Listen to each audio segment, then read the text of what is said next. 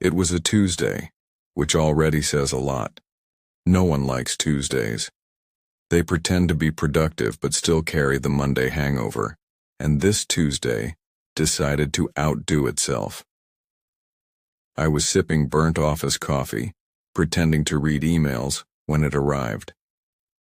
Subject line: please read immediately. Sender: Samantha C. Wilson, aka my wife. Or so I thought. I clicked it. Because of course I did.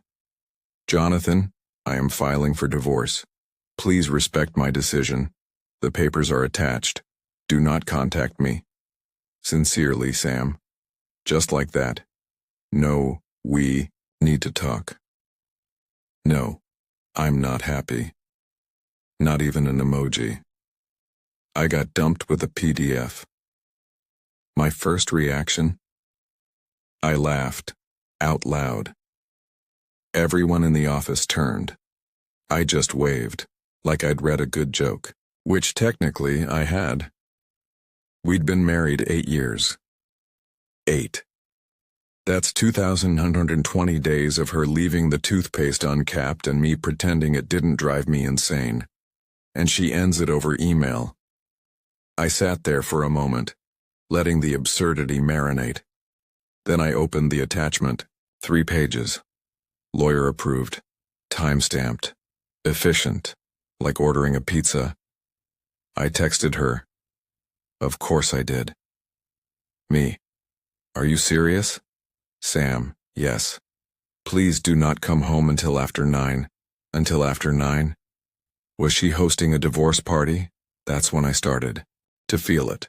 The sinking, the anger, the confusion, but also curiosity. So I left work early. Because when your wife emails you a divorce, you don't finish the spreadsheet. You drive home. Our neighborhood was quiet, normal, lawns trimmed, wind chimes gently mocking me. As I turned the corner onto our street, I noticed it. A car in the driveway. Not mine, not Sam's. A sleek black BMW, parked like it belonged there. I pulled up behind it, heart doing somersaults. Got out. Walked to the door. It was locked. I rang the bell. She opened it. Barefoot, lipstick smudged, wearing a robe I didn't recognize, and standing behind her, a man. Tall, shirtless, the kind of abs that require protein powder and self-loathing. Jonathan, she said flat. No shock, no shame. I told you not to come home yet. I stared at her, then at him, then back at her. You emailed me a divorce and moved someone in on the same day? She sighed.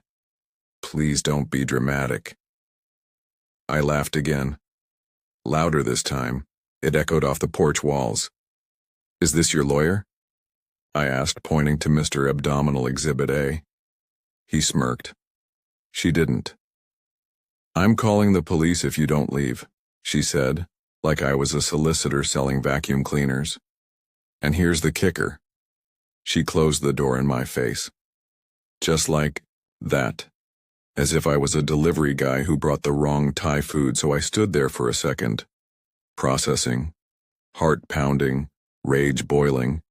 And then I smiled.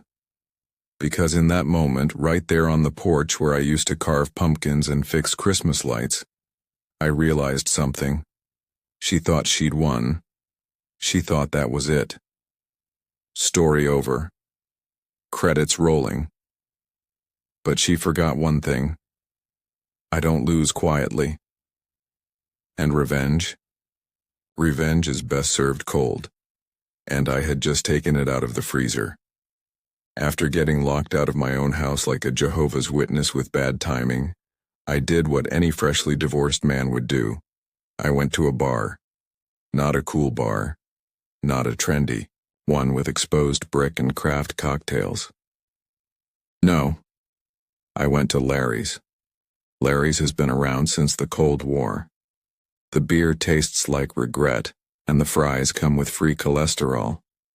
But it's quiet, and dark, and Larry doesn't ask questions. I sat at the far end, ordered a double whiskey, and stared at the wall like it owed me money. That's when the gears started turning. See, Samantha always thought I was predictable, boring, safe. I wore khakis. I folded laundry. I never forgot to put the toilet seat down. But predictable is not the same as stupid and boring. Well, boring people don't burn down lives with a smile on their face. I pulled out my phone, opened her email again, read the words slowly, like I was studying a map to a place I never wanted to go. I zoomed in on the timestamp. 11:12 a.m. Curious. At 11:12 a.m., she knew she was ending the marriage, but the BMW was already in the driveway by 5 p.m., which means this wasn't impulsive. This was orchestrated, rehearsed. She didn't email me on a whim. She had the whole script planned, and Mr. Shirtless? He wasn't just a fling. He was installed. Like a new dishwasher, only sweatier. That's when I remembered something. A detail from a few months ago. A name she mentioned once during dinner. Carter. He worked at her gym. He trained people for marathons and took shirtless mirror selfies that screamed, validation, issues. At the time, I didn't think twice. I was busy refinancing our mortgage, paying off her student loans, planning our 10th anniversary trip to Napa. Turns out she was planning, well, something else. So I got to work. First, I took screenshots of the email, the timestamp, the don't come home text. Then I remembered the security cameras, the ones I had installed last year when someone stole our patio furniture.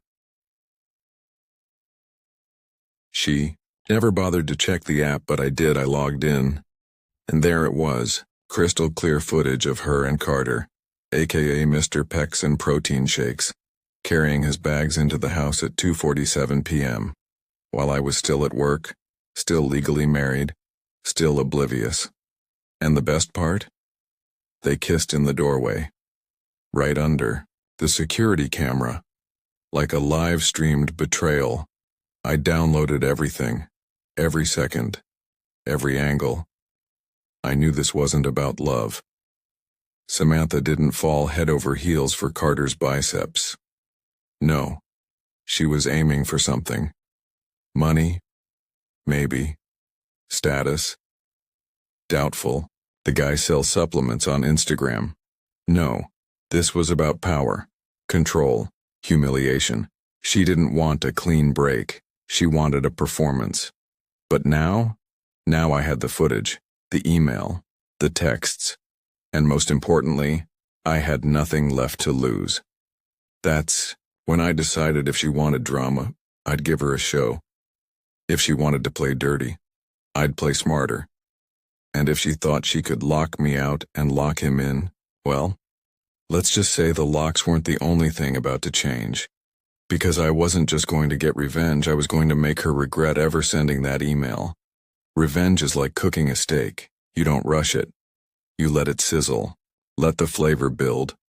Let the heat rise slow. And then, when it's just right, you flip it. I waited exactly 6 days. 6 glorious days in a cheap motel with bad cable and better ideas. While Samantha played house with her new protein puppet, I planned step 1, a visit to my lawyer. Meet Cheryl, divorce attorney. Shark in heels. Wears reading glasses but never needs them. She read my email, watched the footage, and smiled like I'd handed her a Christmas bonus wrapped in betrayal. Infidelity before, filing, on camera, in your marital home. This is going to be fun. She filed for a counter petition immediately. Step 2, freeze the joint accounts. Samantha had always liked money, liked spending it even more. Spa weekends, designer shoes, weekly lash extensions that cost more than my car insurance. Too bad her access ended at 3:42 p.m. on a Thursday. She found out mid-manicure. Step 3. The house. Now this was my favorite part. Turns out the house wasn't fully in her name like she always bragged. We bought it together. But the down payment? All mine. Traced, documented. Thanks, Cheryl. And guess what? That means she can't kick me out. So I didn't knock this time. I walked right in. Carter was there, shirtless again, like a walking Abercrombie clearance rack. He looked confused, like his 2 remaining brain cells were buffering. Samantha stormed into the foyer. "What are you doing here?" "I live here," I said. "You just have the lighting dimmed so low you forgot." "I'll call the cops." "Please do. I'd love to show them the footage." Her face, priceless, pale, tight-lipped panic. I'd seen that look once when she dropped her phone in the toilet. She didn't call. Instead, she hissed something about boundaries and court dates and this is harassment. But I wasn't listening. I was already upstairs. To my home. Office. Where I grabbed what I really came for. My backup drive. Because guess what Carter also forgot? He used my Wi-Fi, and his DMs weren't private. Thanks to a little tool called Router History, I had his full message thread with 3 other women. Apparently, Samantha wasn't his only protein shake. I packaged it all, sent it anonymously to her. Subject line, Carter's greatest hits. No message, just screenshots. An hour later, her Instagram went dark. Her Facebook relationship status disappeared. And the BMW, gone by morning. Step 4. The final touch. Our anniversary would have been next week. So I sent flowers to her office. Big loud bouquet with a card that read, "Thanks for the email. Best breakup ever. Enjoy the silence." Jonathan. That silence, it's still going. Because Samantha tried to crawl back once, sent a sad little message about closure and maybe talking things through. I didn't reply. Some people deserve closure. Others deserve silence so loud it echoes.